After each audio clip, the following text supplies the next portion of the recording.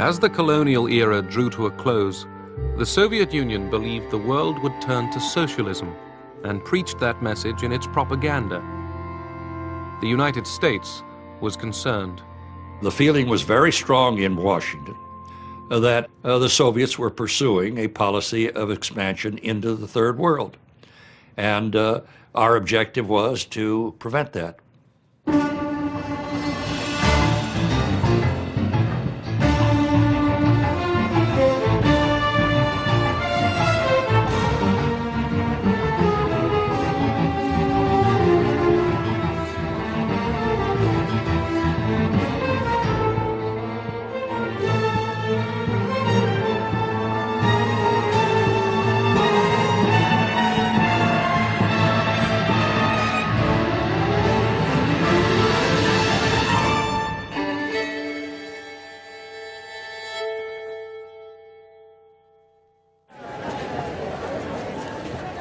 Nikita Khrushchev and Gamal Abdel Nasser changed the face of Egypt.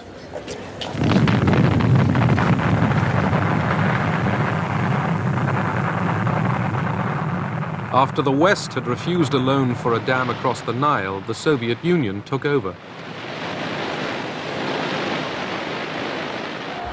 The emerging nations used the Cold War to get money and arms.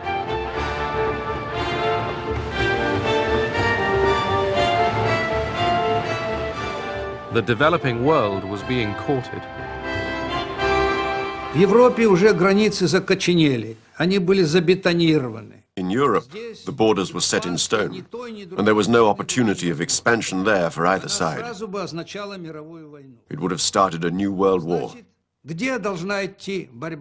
Where could the hunting take place? To be rather crude, in those areas where there was still prey. That was the Third World. And each side tried not to miss a chance. Старалась не упустить случай. In the Horn of Africa, the Soviet Union backed two rival and opposed regimes. For America, this was evidence of Soviet expansion.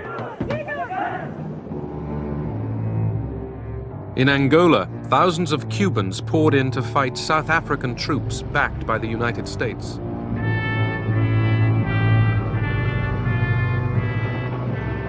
In Egypt, the Soviet Union supplied arms cheaply and on credit.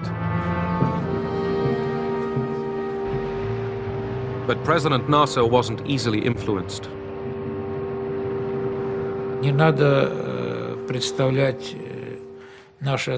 One shouldn't think of our relations with Nasser as the relations of master and servant. Nasser always pursued his own policy. He was able to understand the global strategy, and now we can benefit from the disagreement between the Soviet Union and between the United States and the West, and make benefit of this situation to raise our capabilities militarily and economically. Nasser was the hero of the Arab world. The Egyptians rallied for war.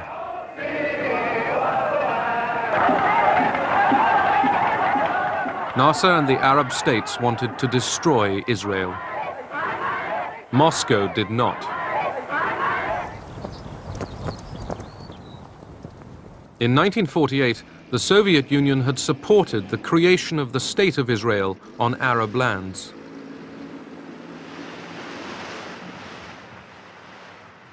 By 1967, Israel's 2.5 million Jews were surrounded by 90 million hostile Arabs. Israel felt insecure. The threat from Egypt became intense. Israel had America's political backing, but not her weapons. Would Israel get America's support for a surprise attack? President Johnson asked us to bring Israel's foreign minister to the family quarters of the White House, and to speak rather crudely about it, the intent was to work him over to persuade them is perhaps a more polite term, to avoid a preemptive attack. We thought we had persuaded him.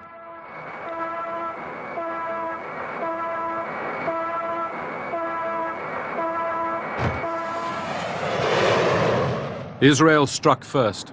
In less than 3 hours, 90% of the Egyptian Air Force was destroyed on the ground.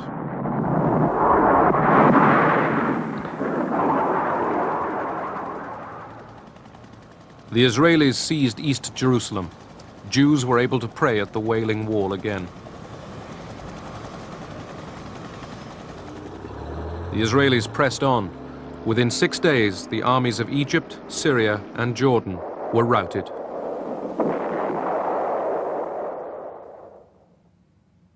The map of the Middle East was transformed. Israel had trebled its size. In the contest between Russia and America, within the Cold War in the Middle East, Israel was an automatic ally of the West. Since the Six-Day War, this automatic ally became a strategic asset. America became Israel's principal source of arms.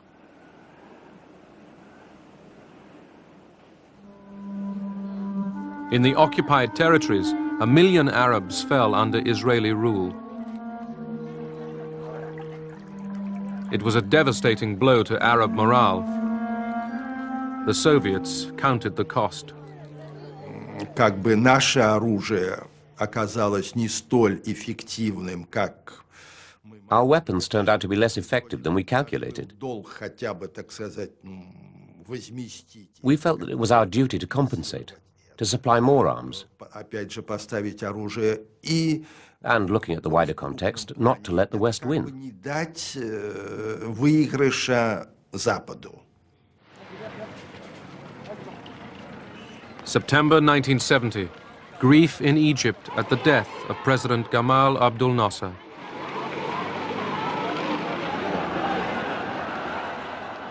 The developing world mourned an outstanding leader. So did Soviet Prime Minister Kosygin. The mourners were uneasy, as were the Russians. Who could follow Nasser? I shall do my best to follow the policy of the late president, my dearest friend, President Gamal. But no one will capitulate here in this country. I am not ready to capitulate or to surrender 1 inch or a bit of sand. At the Moscow summit of 1972, the superpowers agreed on a code of conduct, détente. Richard Nixon and Leonid Brezhnev agreed not to seek advantage at the other's expense. Better ties with America outweighed Moscow's commitments to the Arabs.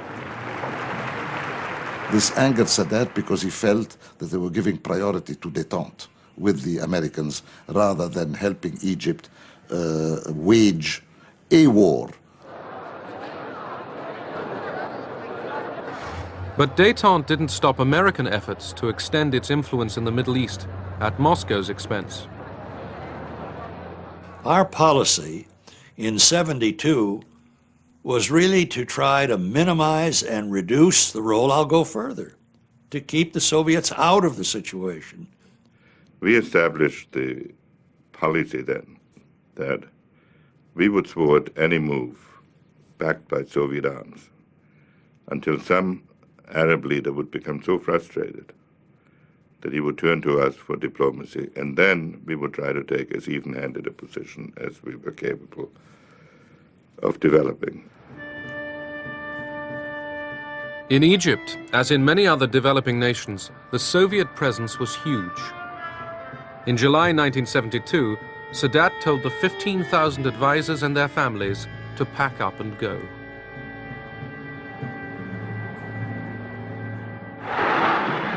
It was a bold power play. Sadat's move boosted his popularity and showed how little control the Russians really had. by October 72, they decided to come back to the support of Egypt. And then Sadat make benefit from that. He says, well, I expel them to express power so that they would give us what we need. And strange enough, we had arms deal after the October, which was one of the biggest arms deal we've got with the Soviet Union. Sadat needed the arms. He was planning to end the uneasy peace. He wanted to go to war. He needed to go to war. He felt he couldn't do otherwise. He considered that negotiations were impossible without some heating of the whole process. I mean, some shock therapy. Yom Kippur, Israel's most holy day. 4,000 Egyptian troops and tanks surged over the Suez Canal.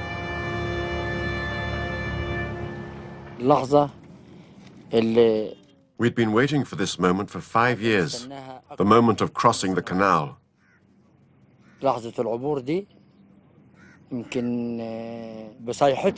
Our cries shook the ground under the Israeli enemy.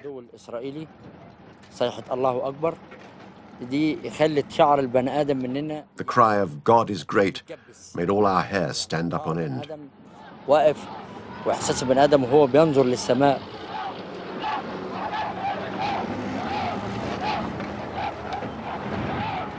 The Egyptian army sped ahead, eager to retake lost territory.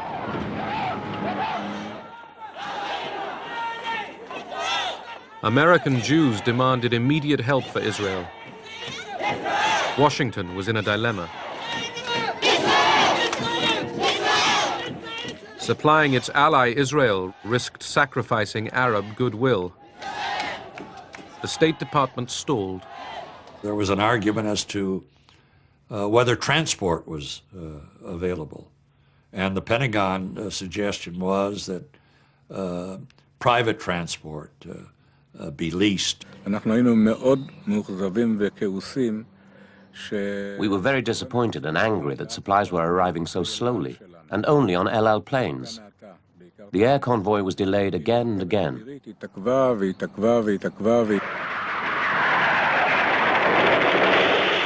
The Egyptians kept up their attack. The United States began to understand that we were in a serious situation when we suddenly changed our tune from this very blithe, typically Israeli self-confidence to a report that as a result of what happened, we were losing our lifeblood.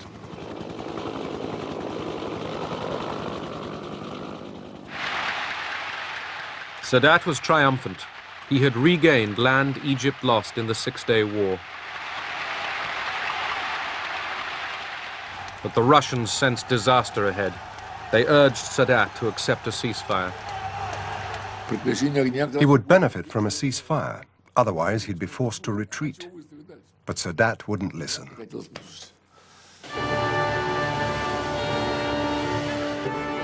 In Washington, President Nixon ended the delay over the arms shipments. Nixon said when the option was brought to him to send 2-3 American planes, said, let's send a lot, because we are going to be criticized anyhow. And we will be criticized for whatever we do, for 1 plane or 2 planes, for 40 planes. So let's do it in an effective way.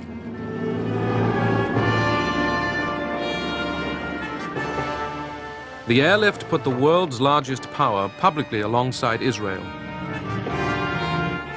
Now it was Moscow's allies that faced defeat.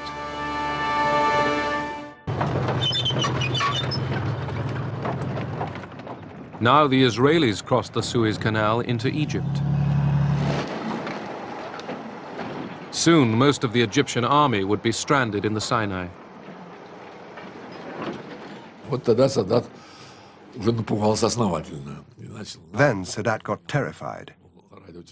He spoke on the phone directly to Brezhnev. I was there. I remember him begging, save us from these Israeli tanks.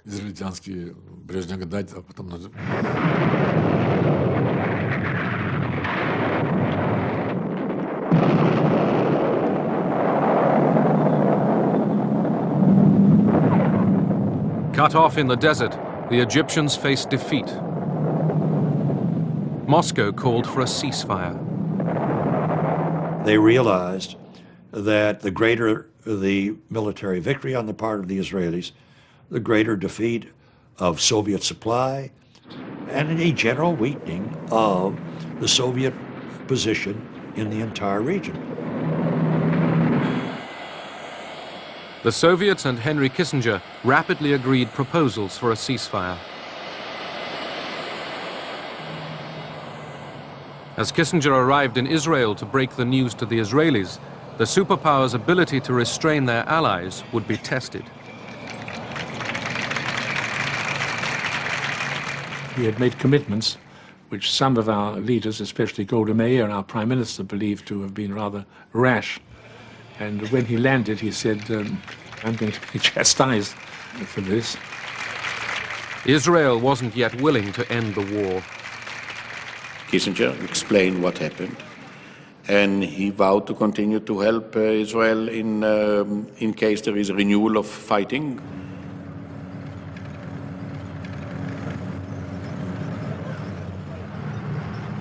With America's connivance, Israel stepped up its onslaught.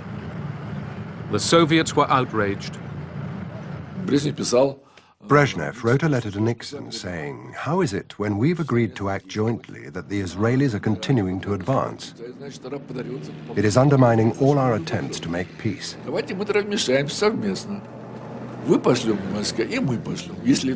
We suggested that both the Americans and the Soviets send troops to the Middle East to make Israel accept the ceasefire. But there was also a sentence that said, if you won't do it, we will have to consider unilateral action." The Soviet leaders had every reason to look at this as if there had been some sort of a plot. And they reacted very violently, and they sent us an extremely tough note saying that they want to join the American-Soviet intervention, and if not, they would act unilaterally. Kissinger deliberately upped the ante. Determined to forestall any Soviet intervention in the Middle East, he placed American nuclear forces on heightened alert. The basic purpose was to generate a lot of traffic that the Soviet Union would pick up before they received our reply to know that this was getting serious. Moscow didn't react to the alert. They had already abandoned the idea of unilaterally sending troops. That was clearly a political victory for the United States, a major political victory that had repercussions in a Cold War far beyond the Middle East.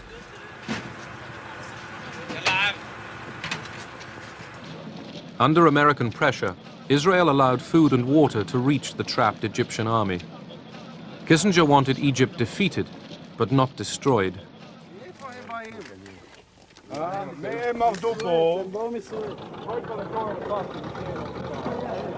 With the Israelis just 100 kilometers from Cairo, the Egyptians were forced into their first ever face-to-face talks with Israel. Moscow was not involved. The Egyptians saw that the vehicle for getting on with what subsequently became disengagement agreements between Egypt and Israel, that it was the United States that carried all the cards. Henry Kissinger became the world's most famous frequent flyer. Shuttle diplomacy gave him easy access to Sadat. The relationship had fundamentally changed. I mean, since the war, Sadat believed that the main global party he should woo was the Americans. Kissinger's travels didn't bring about permanent peace. They showed America was winning the Cold War in the Middle East, but there was a price to pay. Я думаю, что эти события, они оказали... These events unfavorably affected the process of détente. на разрядку в том смысле, They strengthened the mistrust of the Soviet Union towards the United States. недоверие Советского Союза к Соединенным Штатам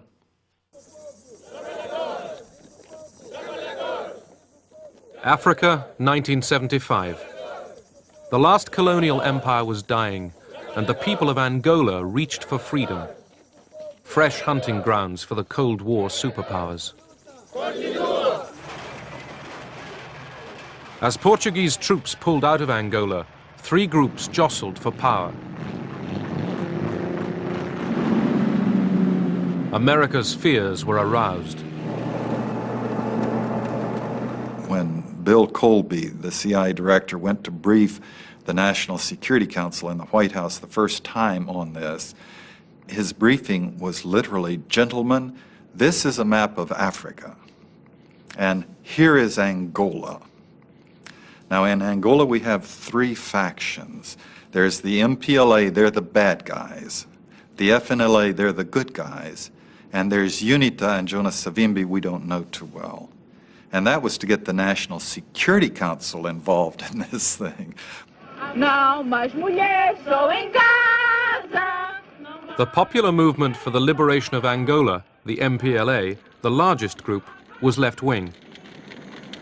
Based in and around the capital, Luanda, its multi-ethnic membership was led by Agostinho Neto and Lucio Lara.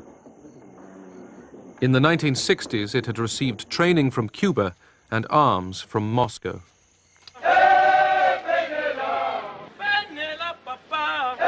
The National Front for the Liberation of Angola, the FNLA, operated largely in the north of the country. Its leader, Holden Roberto, a strident anti-communist, had close links with neighboring Zaire, which supplied him with outdated American arms.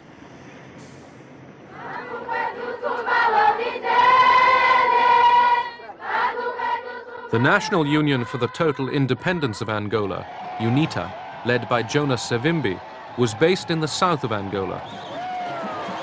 A charismatic leader, Savimbi decided that American backing was the key to power. Os movimentos de libertação nacional de Angola. At Alvor in Portugal, the three rival groups got together. They agreed on arrangements for independence and elections. The United States scotched that, absolutely. Our solution was the CIA, without approval from the National Security Council, delivered $300,000 to Holden Roberto and ordered him to send his people into northern Angola. We weren't worried about receiving American aid. We knew that the Soviet Union was supporting the MPLA, and we had no possibility of countering that. Secretly channeled through Zaire, American money helped pay for Roberto's war on the MPLA. His side was always the bloodiest, the most violent. They went down and promptly killed 15 MPLA political activists. And from that time on, it was all cast, you know, the fate of Angola was cast, it was written in blood.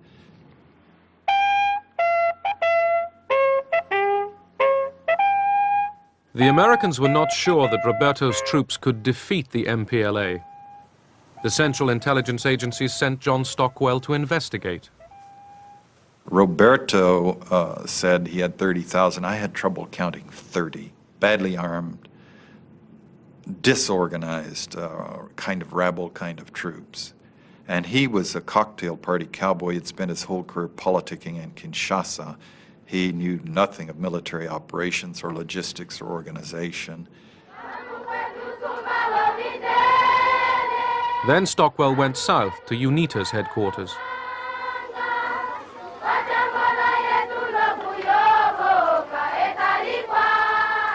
Stockwell met UNITA's leader, Jonas Savimbi. I found a different kind of a revolutionary. He'd spent the entire time inside Angola, 20 years. He had led the guerrilla fighting himself. Whatever the consequences, whatever the results, we will continue to fight because we don't want to be slaves of Russia in Angola, in our own country. America was now backing two of the three independence movements.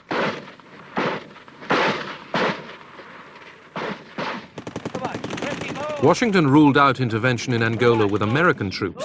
Instead, it turned, secretly, to South Africa. The United States at the highest level requested assistance, or rather requested South Africa to go in and assist UNITA. We did maintain a position of disapproval of apartheid. But on the other hand, the South African government was extremely powerful. Suid-Afrika was in 'n posisie van isolasie. South Africa was isolated.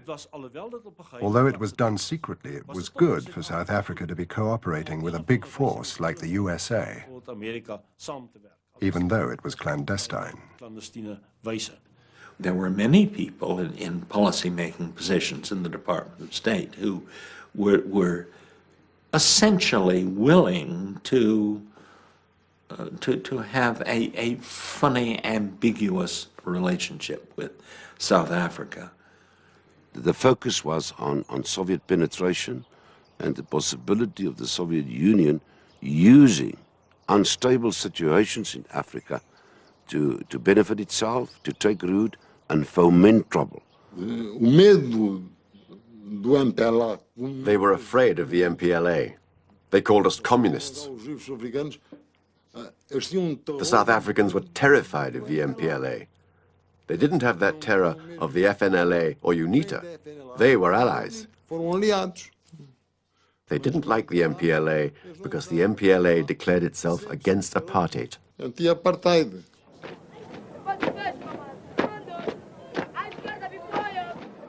In Luanda, the MPLA was staging parades.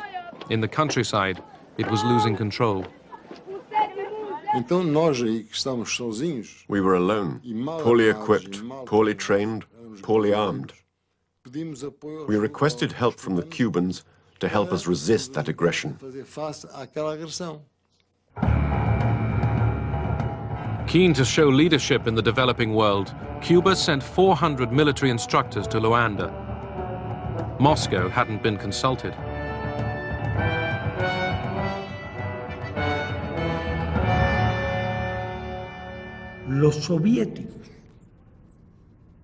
The Soviets knew absolutely nothing about it. We took the decision because of our long-standing relations over many years with NATO and with the independence movement in Angola. We're very unhappy. I mean, obviously, we had no desire to see Fidel Castro extend his influence in the African continent. Our government in Washington perceived Fidel Castro as a Soviet proxy. We thought, with respect to Angola, that if the Soviet Union could intervene at such distances from areas that were far from the traditional Russian security concerns, and when Cuban forces could be introduced to distant trouble spots, and if the West could not find a counter to that then the whole international system could be destabilized. It was a question of globalizing our struggle vis-à-vis the globalized pressures and harassment of the US. In this respect, it did not coincide with the Soviet viewpoint. We acted, but without their cooperation. Quite the opposite. There were criticisms. So? North of Luanda, Holden Roberto's FNLA troops were heading for the capital. They wanted to seize it before Angola's Independence Day. They had high hopes of success. We actually had a celebration party in the CI headquarters in Washington. We expected the news by the end of the day that we would have captured Luanda. Led by Cubans, the MPLA troops halted Roberto's advance.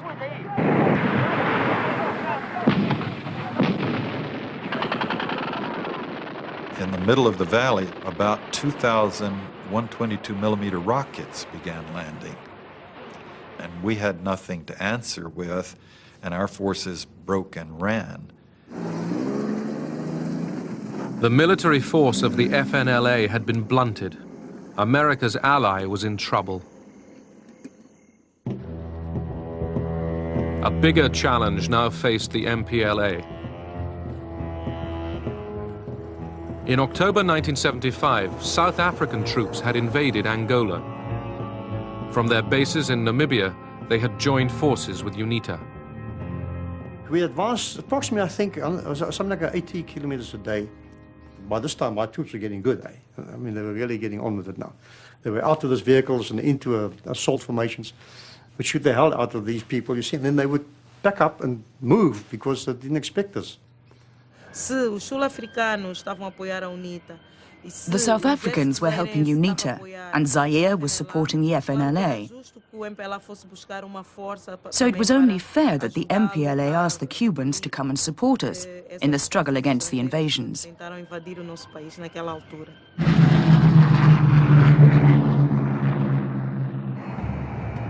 Just 2 days before independence, thousands of Cuban combat troops began arriving in Luanda. In Moscow, this was greeted without enthusiasm. It was only when the Cubans had landed that we got involved. Because the Cubans kept asking us for help. They wanted weapons, they wanted food supplies. Once we started sending things to Angola, we were soon in over our heads, even though it wasn't in our plans to go there.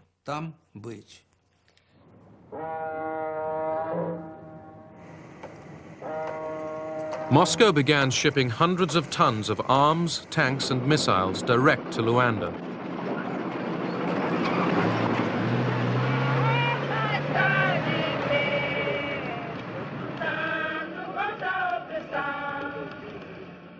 As the MPLA began rehearsals for Independence Day, battles were still raging just miles from the capital.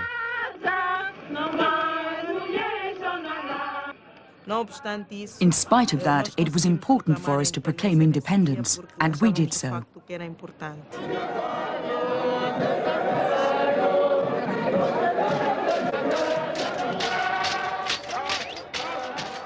The MPLA celebrated Angola's independence in Luanda.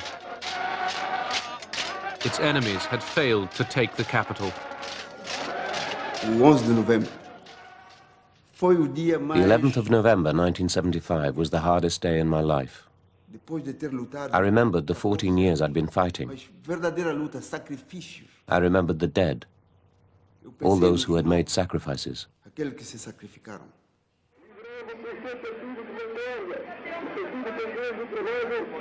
Agostinho Neto greets the Soviet ambassador. The MPLA was recognized as Angola's government by the Soviet Union, Cuba, and most of Africa. Its fight against South African troops gave the MPLA political credibility. South of Luanda, the Cubans prepared to end the South African advance. It was a decisive battle, because if they broke our defense, it would be very difficult then to stop them getting to Luanda. There were roads going to the north, roads going to the center, many roads, which would have made their advance very powerful and fast.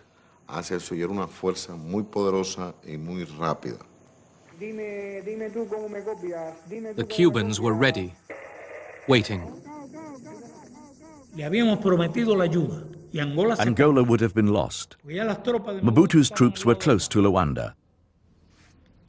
The South Africans had penetrated over 1,000 kilometers. They were close to Luanda.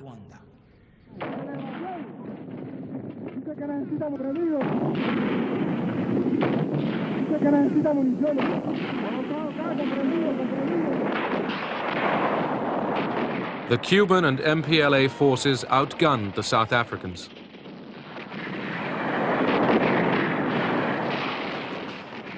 They were shot very badly.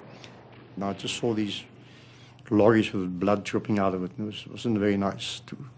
And then to go and investigate, and for the first time to see they're actually your own troops It wasn't very nice at all. They left everything on the field. Men, vehicles, weapons. It was a great victory over the South Africans. South African and American hopes of a quick victory over the MPLA were crushed. Washington was running out of options. Right after Vietnam, the American people in no way, and the Congress and the media, would put up with the U.S. putting its forces in to control the outcome of a country that none of the American people were interested in. The administration fell back on the CIA. It secretly provided money for Roberto and Savimbi to recruit mercenaries from Africa, America, and Europe.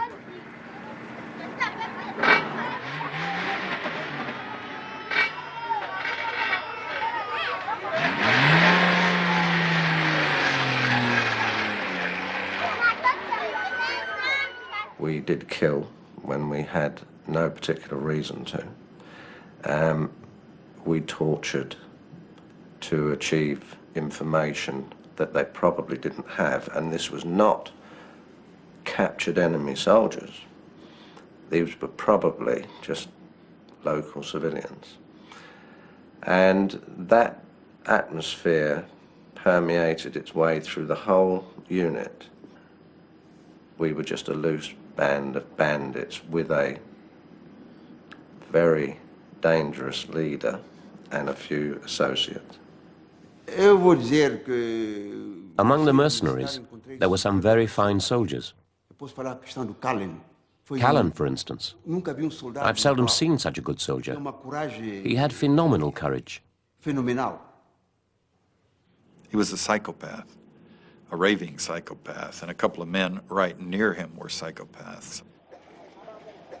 13 mercenaries were captured by the MPLA and put on trial. Callan and 3 others were executed. The CIA was still active. The Congress would have stopped us up front if we had not successfully lied to them, putting in arms, putting in advisors, bringing in South Africa.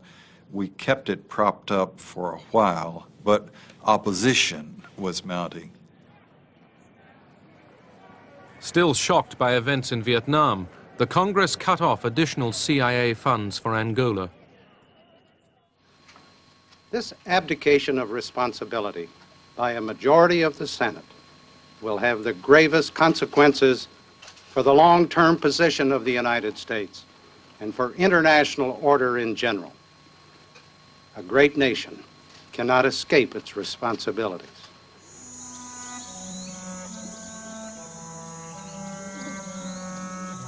In Angola, America hoped for victory. Instead, hatreds were inflamed. The Civil War outlasted the Cold War itself, leaving thousands maimed, dead, or homeless.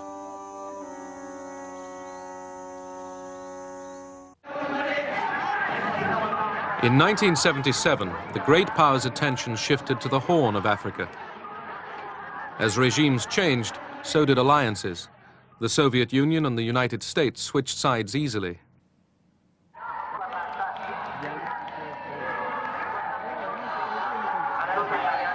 In Ethiopia, the emperor had been ousted and replaced by Marxists. Moscow had a new ally, Colonel Mengistu Haile Mariam. የወዛደሩን አሸናፊነትና ኃያልነት ሜይዴይ በብሔራዊ ደረጃ እንዲከበር ጥር 2 ቀን When the Soviets moved into Ethiopia to assist the communist dictator there, Haile Mariam Mengistu, I thought that this was a threat to the stability of Africa. The Soviets at that time were proclaiming over and over again that the scales of history were tipping in the favor of the Soviet Union. The Soviet Union would outstrip us in economic performance. The Soviet Union was getting a strategic edge. The Soviet Union was riding the crest of the so-called national liberation struggles. The new regime in Ethiopia turned against America.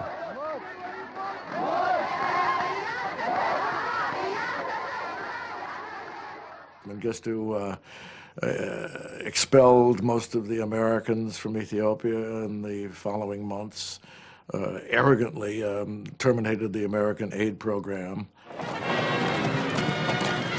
Neighboring Somalia had been a Soviet ally for years. Somalia's army was equipped with Soviet weapons.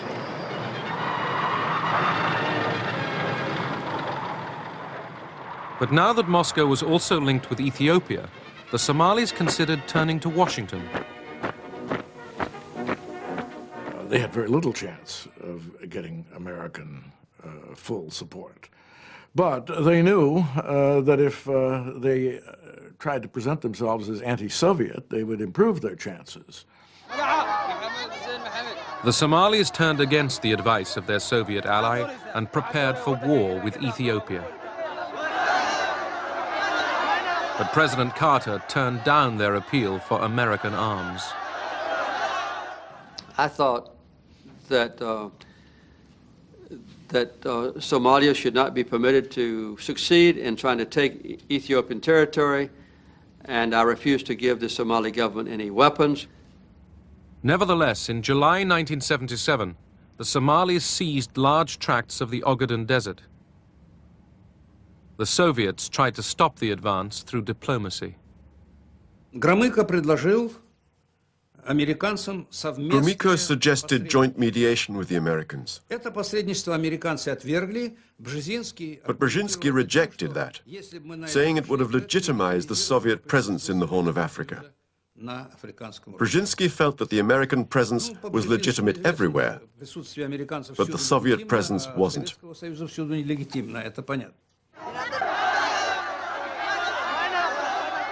Anti-Soviet demonstrations in Somalia greeted the government's decision to send the Russian advisors and their families back to Moscow. All Soviet support was now switched to Ethiopia.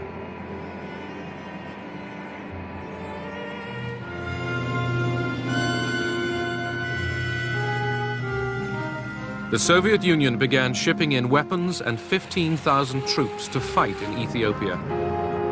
The troops were Cuban.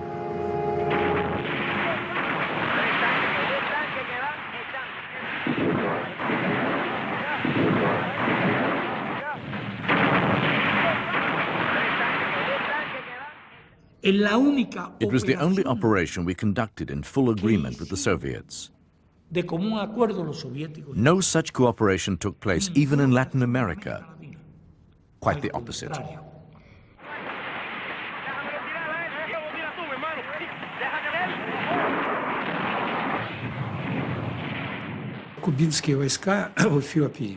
The Cuban troops in Ethiopia played a very important role. The Ethiopians couldn't have provided the military organization to destroy the Somali troops in such a short period of time, even with our help.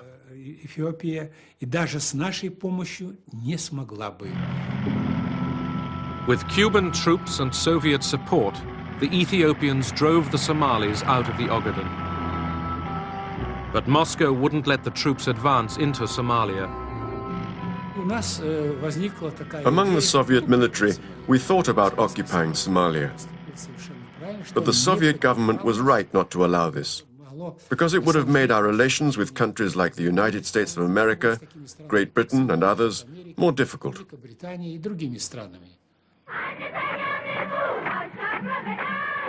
Mengistu Haile Mariam basked in glory. The Cubans and Soviets had saved his regime.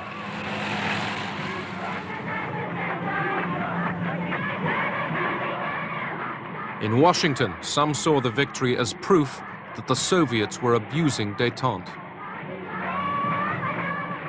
The Horn of Africa was not important to America as of itself, but it was important as a measure and a test of how the Soviets were interpreting détente. Quarrels about the Third World were getting blown out of all proportion. These disputes about Africa, Angola, Ethiopia and Somalia. None of them were worth it. 20 years later, no one even remembers who was doing what.